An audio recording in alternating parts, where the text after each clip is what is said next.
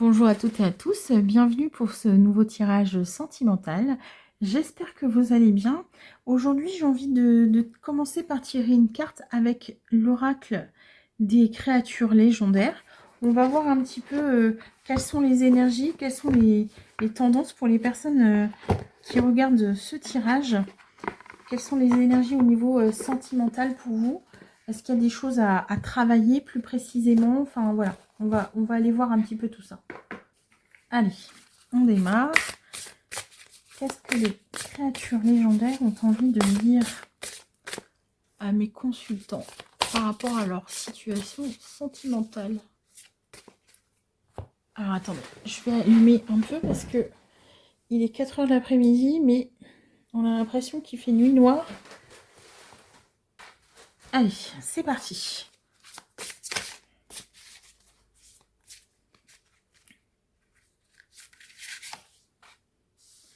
Le griffon, lié à l'air et à la terre, le sage griffon est la monture d'Apollon et le gardien des trésors cachés au cœur des montagnes.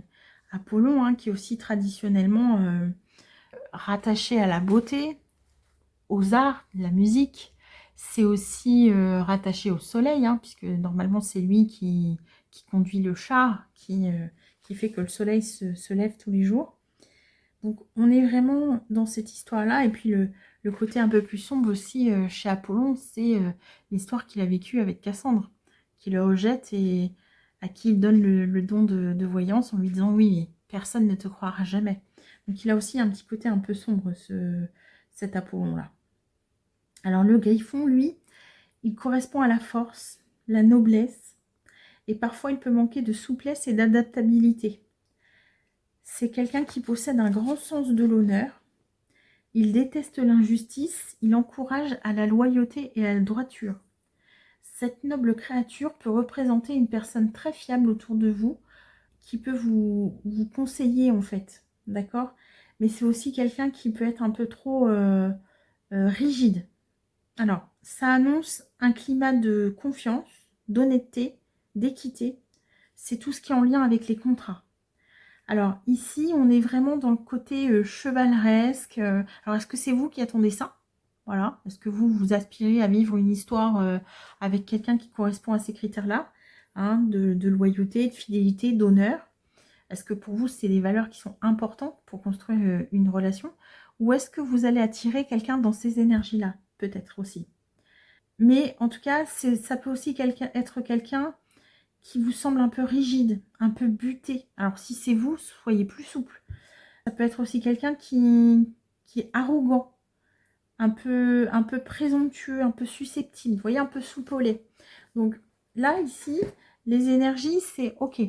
On est dans un côté très droit, très rigide, de la fiabilité, mais aussi un côté un peu, peut-être un peu trop psychorigide. Donc il va falloir que cette énergie-là trouve un petit peu d'équilibre, d'accord? Tout ne peut pas être comme vous le désirez. Et si vous êtes trop rigide dans ce que vous souhaitez en matière d'amour, de sentiments, de relations sentimentales, vous pouvez aussi vous priver d'une belle personne parce que cette personne ne rentrera pas dans vos critères. Allez, on va voir avec le tarot ce que les guides ont envie de vous dire. On va voir un petit peu plus précisément ce qui va se passer pour vous.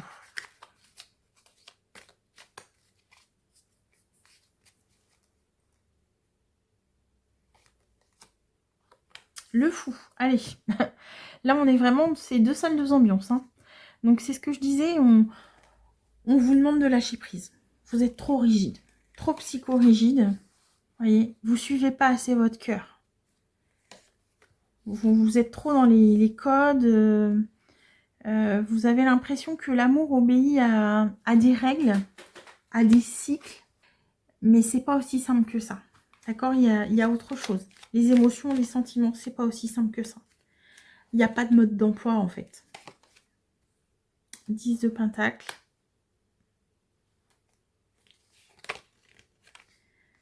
Le 6 d'épée. Et le 4 d'épée. Ici, on vous demande de lâcher prise sur les lois, sur les codes. Peut-être que pour vous, une relation, elle doit obéir à des cycles bien précis. On rencontre quelqu'un, on apprend à se connaître, on fait construire une maison, on se marie, on fait des bébés.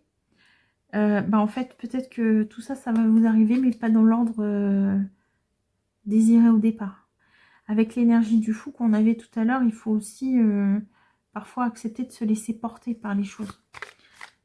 Il faut vraiment réfléchir et vous éloigner de toutes ces idées préconçues, en fait. Parce que ça empêche l'autre d'arriver à vous. Trop de rigidité.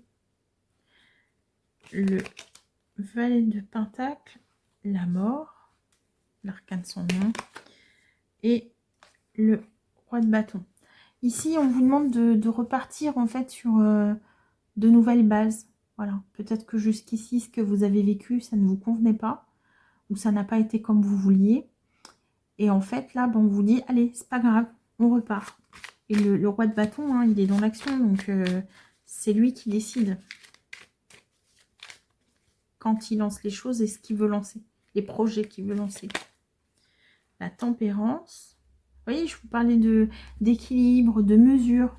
Il va falloir trouver un petit peu un équilibre par rapport à tout ça. Même si c'est lent, testez des choses et puis vous verrez ce qui vous convient ou pas, en fait. Testez les choses. Alors, le 9 de bâton, en fait, c'est on teste nos capacités à réagir dans une situation, vous voyez. Donc là, les cartes, encore une fois, se répondent. Ils répondent à ce que je vous dis. 6 de coupe. En fait, vous, on a l'impression que vous avez besoin que une relation, elle se construise sur du long terme. Vous avez besoin que de bien connaître la personne, de voir si elle est fiable, il faut la valider. Et en fait, là, vous me sortez la tour.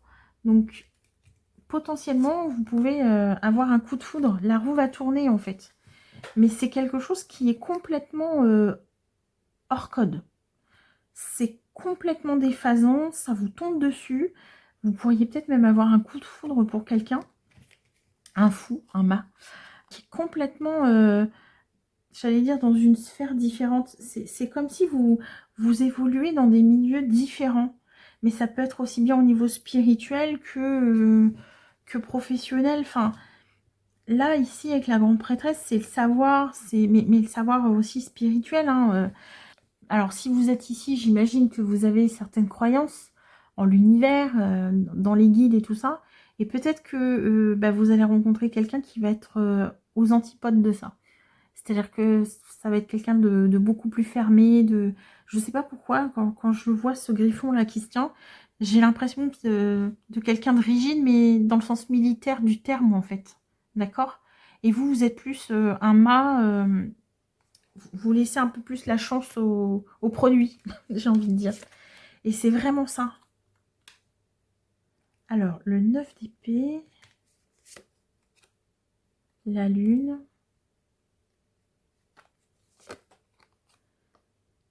et le hiérophante. Alors, là où ça se complique, en fait, c'est que cette personne, elle va vous faire repenser à une histoire passée. Peut-être que c'est vous, peut-être que c'est dans votre entourage, mais une histoire où les gens étaient très différents et où ça s'est pas bien passé pour eux, en fait. C'est inconscient, mais j'ai vraiment quelque chose comme ça et ça va vous mettre en tristesse.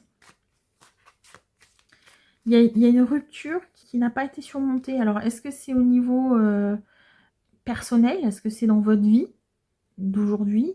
Est-ce que c'est au niveau psychogénéalogique, hein? Donc, la psychogénéalogie, c'est tout ce que nos ancêtres nous transmettent. Alors, ça peut être un grand-père, une grand-mère qui a vécu la même situation avec une rupture qui a été difficile ou un mariage un petit peu compliqué. Et du coup, ça induit des peurs chez vous aujourd'hui.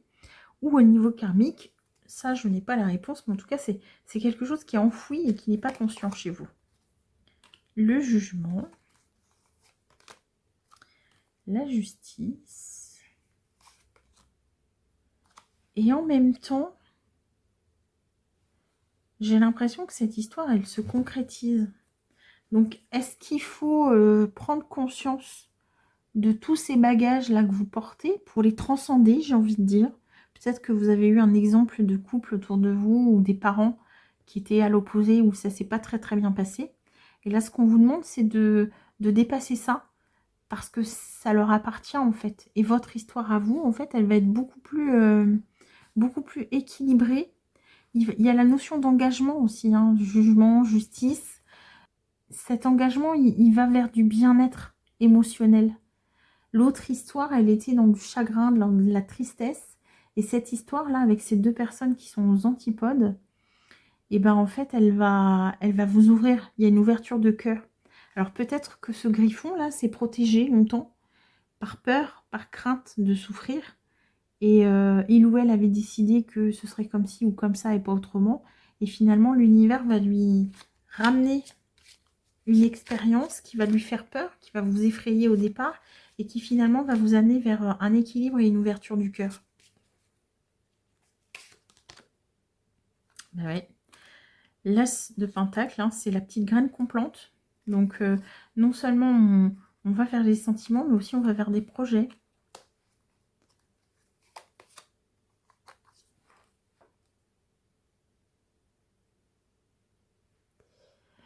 Alors, on va faire des projets, mais il y a quand même cette peur de...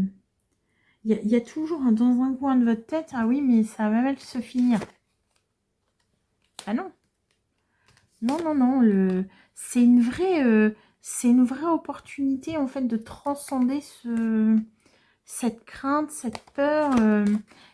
Et il va tout y avoir, en fait. D'accord? N'ayez pas peur de souffrir avant que les choses arrivent. Vivez l'expérience, d'accord?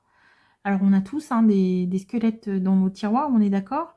Mais si c'est en lien avec une vie passée, une histoire précédente, un couple, un schéma parental, etc., sachez que vous n'allez pas revivre la même chose. D'accord? D'abord parce que vous êtes une personne à part entière. Votre autre sera une personne à part entière avec ses propres bagages. Et que c'est vous aussi qui décidez un petit peu de la manière dont vous voulez vivre cette histoire. Ne gâchez pas tout parce que vous avez peur. Alors, le roi de pentacle, le 3 de coupe,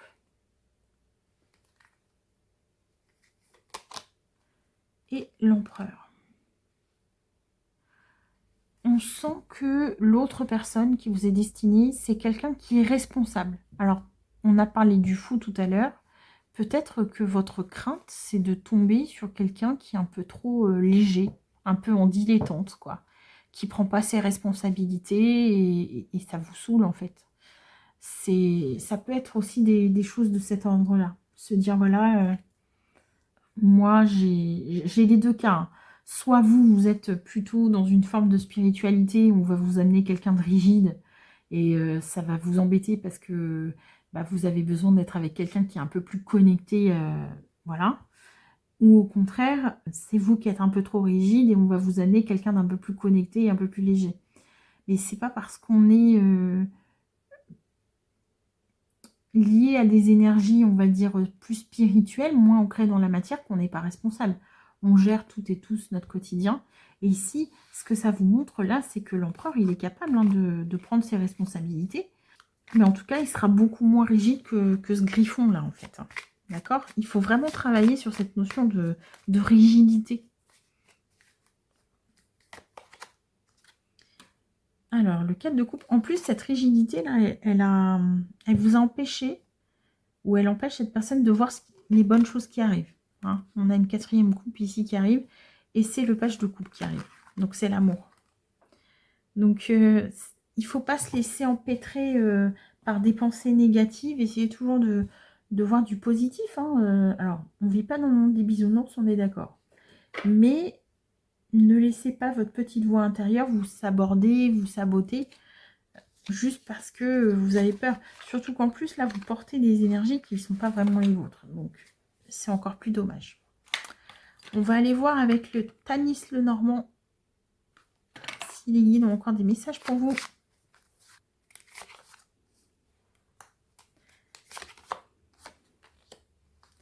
Là, c'est ça. C'est porter sa croix. C'est porter sa croix. Le jardin, c'est la communauté. Donc pour moi, vous portez quelque chose au niveau de votre famille. Il y a des liens familiaux qu'il va falloir guérir. L'ours. Alors encore une fois, c'est l'autorité, l'ours. Hein. Alors peut-être que vous avez dans votre environnement familial ou parental un parent qui a été trop rigide. On sent que c'est une énergie bien lourde et que c'est l'autorité en fait. Hein. Peut-être une énergie masculine, plutôt yang. Et il faut couper en fait avec ces schémas ou ces représentations. Si vous êtes un homme ou une femme et que vous attendez un homme ou une femme dans votre vie, peu importe, il faut couper avec cet élément masculin du passé qui a été trop rigide. Voilà. Trop dans le contrôle. Alors, moi, je vois pas vraiment de maltraitance. C'est pas ça. C'est quelqu'un qui vous a empêché d'être créatif, d'être connecté. Parce que pour cette personne, tout ça, c'est trop léger. C'est pas sérieux, vous voyez. Et vous avez besoin de rencontrer quelqu'un qui soit plus créatif, qui puisse recevoir, qui soit pas toujours dans l'action ou dans le contrôle. Et du coup, peut-être qu'on va vous amener quelqu'un qui en apparence est dans le contrôle ou quelqu'un qui a beaucoup de responsabilités de par son travail. Et l'empereur, souvent, c'est le chef d'entreprise. Et là, en fait, ça va vous faire peur. Et vous allez vous dire, mais non, moi, je veux pas être avec quelqu'un comme ça. Et en fait, cette personne-là, elle est beaucoup plus équilibrée que ce modèle ou ce schéma parental que vous avez dans votre rétroviseur. D'accord? Donc, n'oubliez pas, c'est autre chose. Vous allez vivre autre chose.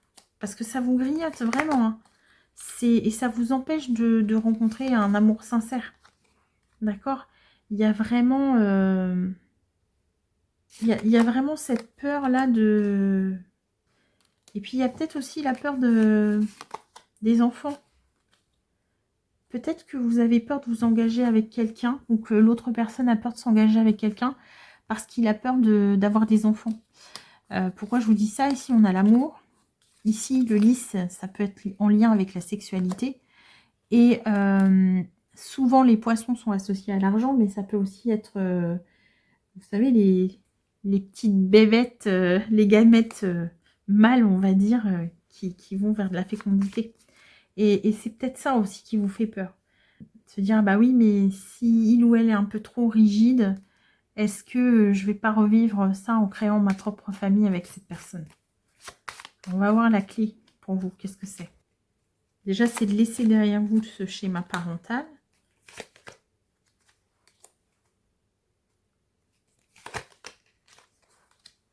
Il y a peut-être eu aussi tromperie hein, par rapport à cette énergie masculine. Hein. Ça peut aussi être une personne qui, dès qu'il a été père, a trompé l'autre. Voyez, l'a bloqué en fait, l'a contrôlé comme ça. Et du coup, ben, s'engager à faire des enfants, se marier et tout ça, ça peut aussi vous faire peur parce que vous allez vous dire, bah ouais, mais j'ai peur d'être coincé. Donc, en 2025, c'est quand même beaucoup plus simple de quitter une relation qui ne nous convient pas qu'il y a encore un siècle, en fait. Hein. Donc, ouais, c'est ça. Moi, je sens que vous avez peur d'être coincé. Et vous êtes coincé aussi dans un schéma familial. C'est-à-dire que là, on tourne en rond, en fait. Hein. On tourne en rond et vous avez peur de répéter un schéma, en fait. Vous préférez vivre des amitiés fortes plutôt que de vivre une histoire d'amour. C'est beaucoup plus sécurisant pour vous. Ça, voilà, il y a un point d'ancrage dans ces sentiments-là. Et tant que vous n'aurez pas transcendé tout ça, en fait, toute cette histoire familiale, tous ces schémas de répétition, tout ce karma que vous portez, bah, vous ne pourrez pas avancer vers votre autre. D'accord? Ici, alors si vous êtes un homme, on vous a mis dans... Un homme, ça doit être comme si, un homme, ça pleure pas, un homme, il faut qu'il gagne beaucoup d'argent, il faut qu'il ait un poste à responsabilité, etc.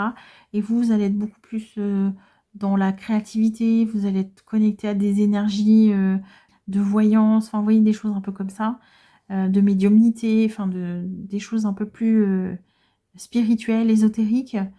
Et du coup, bah, c'est compliqué parce que vous rompez, en fait, avec un schéma familial en fait. Mais autorisez-vous, si vous êtes plutôt une énergie masculine ou plutôt un yang, de fait, Autorisez-vous à exprimer et à explorer vos énergies plutôt yin avec la lune, hein. Il n'y a aucun problème avec ça. Euh, on vit, alors moi je vis en France, mais je vis dans un pays où quand même on peut plutôt choisir ce qu'on a envie d'être et ce qu'on a envie de faire, donc c'est pas un problème en fait, hein. Il faut aussi gratter tout ça et être capable de déconstruire des schémas ou des croyances familiales. Si vous êtes une femme et que, je le disais tout à l'heure, vous voulez rencontrer quelqu'un de responsable, etc., là, vous allez rencontrer plutôt un homme en énergie yin et inversement. Si vous êtes un yin, cet homme va se présenter comme quelqu'un de carré, d'un peu rigoureux et tout ça.